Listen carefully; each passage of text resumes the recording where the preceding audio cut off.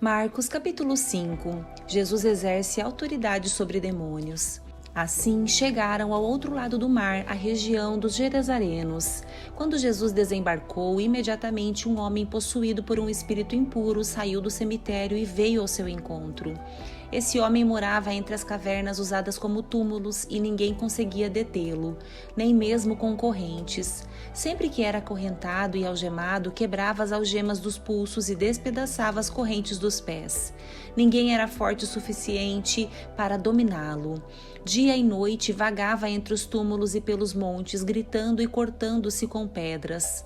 Quando o homem viu Jesus, ainda a certa distância, correu ao seu encontro e se curvou diante dele. Então soltou um forte grito: "Por que vem me importunar, Jesus, Filho do Deus Altíssimo?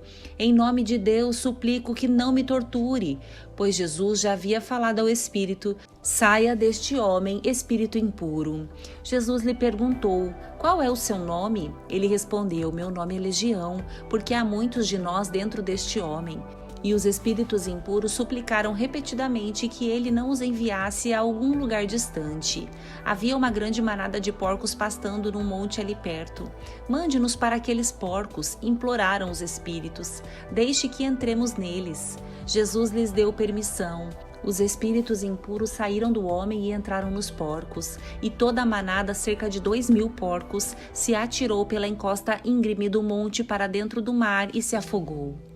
Os que cuidavam dos porcos fugiram para uma cidade próxima e para seus arredores, espalhando a notícia. O povo correu para ver o que havia ocorrido. Chegaram até onde Jesus estava e viram o homem que tinha sido possuído pela legião de demônios. Estava sentado ali, vestido e em perfeito juízo, e todos tiveram medo. Então os que presenciaram os acontecimentos contaram aos outros o que havia ocorrido com o homem possuído por demônios e com os porcos. A multidão começou a suplicar que Jesus fosse embora da região. Quando Jesus entrava no barco, o homem que tinha sido possuído por demônios implorou para ir com ele. Jesus, porém, não permitiu e disse: "Volte para sua casa e para sua família e conte-lhes tudo o que o Senhor fez por você e como ele foi misericordioso." Então o homem partiu e começou a anunciar pela região das 10 cidades quanto Jesus havia feito por ele, e todos se admiravam do que ele dizia. Jesus cura em resposta à fé. Jesus entrou novamente no barco e voltou para o outro lado do mar, onde uma grande multidão se juntou ao seu redor na praia. Então chegou um dos líderes da sinagoga local, chamado Jairo. Quando viu Jesus, prostrou-se a seus pés e suplicou repetidas vezes: "Minha filhinha está morrendo, por favor, venha e ponha as mãos sobre ela, cure-a para que ela viva." Jesus foi com ele e todo o povo o seguiu, apertando-se ao seu redor. No meio da multidão estava uma mulher que havia 12 anos sofria de hemorragia. Tinha passado por muitas dificuldades nas mãos de vários médicos e, ao longo dos anos, gastou tudo o que possuía sem melhorar. Na verdade, havia piorado. Tendo ouvido falar de Jesus, aproximou-se por trás dele no meio da multidão e tocou em seu manto, pois pensava: "Se eu apenas tocar em seu manto, serei curada." No mesmo instante, a hemorragia parou e ela sentiu em seu corpo que tinha sido curada da enfermidade. Jesus imediatamente percebeu que dele havia saído poder, por isso virou-se para a multidão e perguntou: "Quem tocou em meu manto?" Seus discípulos disseram: "Veja a multidão que o aperta de todos os lados, como o Senhor ainda pergunta: 'Quem tocou em mim?'" Jesus, porém, continuou a olhar ao redor para ver quem havia feito aquilo. Então a mulher, assustada e tremendo pelo que lhe havia acontecido, veio e, ajoelhando-se diante dele, contou o que havia feito. Jesus lhe disse: "Filha, sua fé a curou. Vá em paz, seu sofrimento acabou." Enquanto Jesus ainda falava com a mulher, chegaram mensageiros da casa de Jairo, o líder da sinagoga, e lhe disseram: "Sua filha morreu. Para que continuar incomodando o mestre?" Jesus, porém, ouviu essas palavras e disse a Jairo: "Não tenha medo, apenas creia." Então Jesus deteve a multidão e não deixou que ninguém o acompanhasse, exceto Pedro, Tiago e João, irmão de Tiago. Quando chegaram à casa do líder da sinagoga, Jesus viu um grande tumulto, com muito choro e lamentação. Então entrou e perguntou: "Por que todo esse tumulto e choro?" A criança não morreu, está apenas dormindo. A multidão riu de Jesus. Ele, porém, fez todos saírem e levou o pai e a mãe da menina e os 3 discípulos para o quarto onde ela estava deitada. Segurando-a pela mão, disse-lhe: Talita cumi, que quer dizer, menina, levante-se. A menina, que tinha 12 anos, levantou-se de imediato e começou a andar.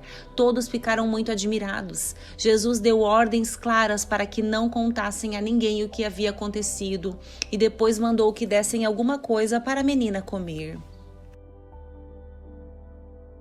Marcos capítulo 6. Jesus é rejeitado em Nazaré. Jesus deixou essa região e voltou com seus discípulos para Nazaré, cidade onde tinha morado. No sábado seguinte, começou a ensinar na sinagoga e muitos dos que o ouviam se admiravam e perguntavam: de onde vem tanta sabedoria e poder para realizar esses milagres? Não é esse o carpinteiro, filho de Maria e irmão de Tiago, José, Judas e Simão? Suas irmãs moram aqui entre nós, e sentiam-se muito ofendidos.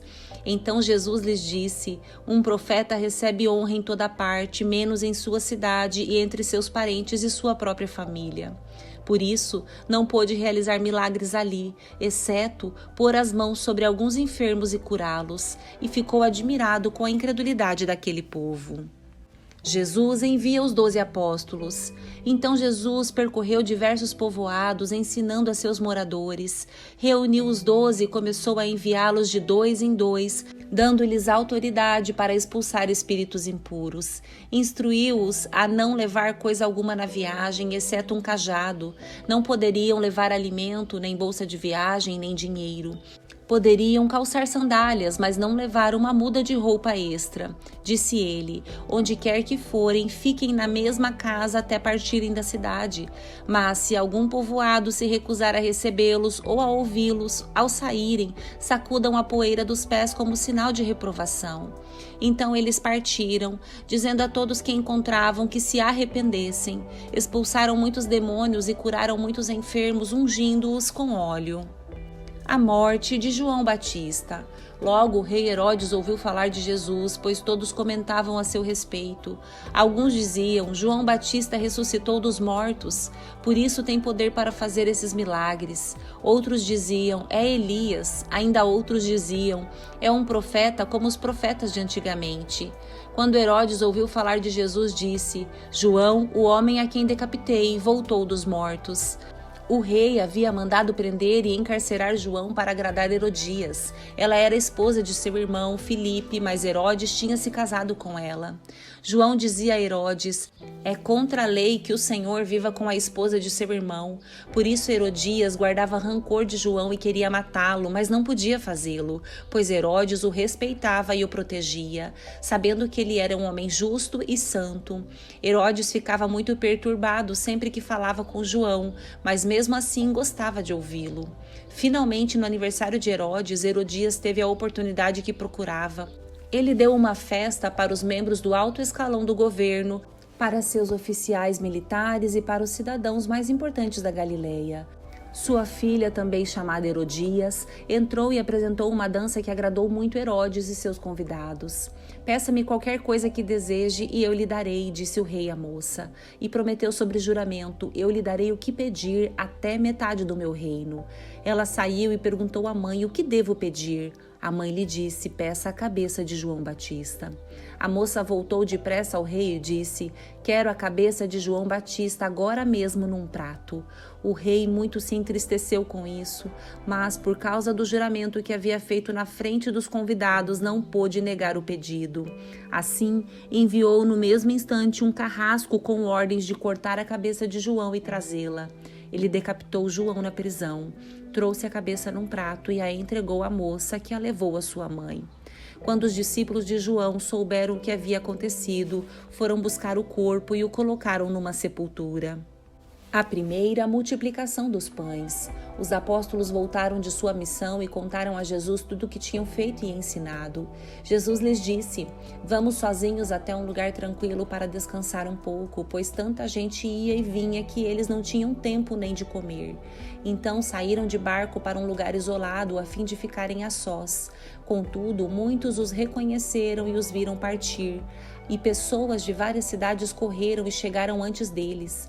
Quando Jesus saiu do barco, viu a grande multidão e teve compaixão dela, pois eram como ovelhas sem pastor. Então começou a lhes ensinar muitas coisas. Ao entardecer, os discípulos foram até ele e disseram: Este lugar é isolado e já é tarde, mande as multidões embora para que possam ir aos campos e povoados vizinhos e comprar algo para comer. Jesus, porém, disse: Providenciem vocês mesmos alimentos para eles. Precisaríamos de muito dinheiro para comprar comida para todo esse povo, responderam. Quantos pães vocês têm? Perguntou ele. Vão verificar. Eles voltaram e informaram: 5 pães e 2 peixes. Então Jesus ordenou que fizessem a multidão sentar-se em grupos na grama verde. Assim, eles se sentaram em grupos de 50 e de 100. Jesus tomou os 5 pães e os 2 peixes, olhou para o céu e os abençoou. Então, à medida que ia partindo os pães, entregava-os aos discípulos para que os distribuíssem ao povo. Também dividiu os peixes para que todos recebessem uma porção. Todos comeram à vontade e os discípulos recolheram 12 cestos com os pães e os peixes que sobraram. Os que comeram foram 5.000 homens. Jesus anda sobre o mar. Logo em seguida, Jesus insistiu com seus discípulos que voltassem ao barco e atravessassem o mar até Betsaida, enquanto ele mandava o povo para casa. Depois de se despedir de todos, subiu sozinho ao monte para orar. Durante a noite, os discípulos estavam no barco, no meio do mar, e Jesus sozinho em terra. Ele viu que estavam em apuros, remando com força e lutando contra o vento e as ondas.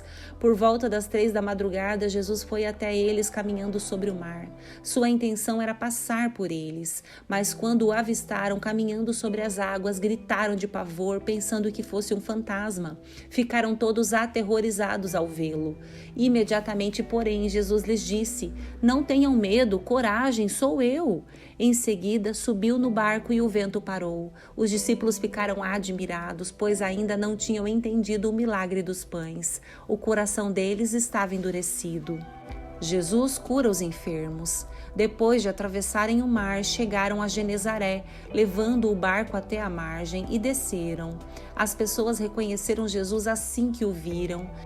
Quando ouviam que Jesus estava em algum lugar, corriam por toda a região, levando os enfermos em macas para onde sabiam que ele estava.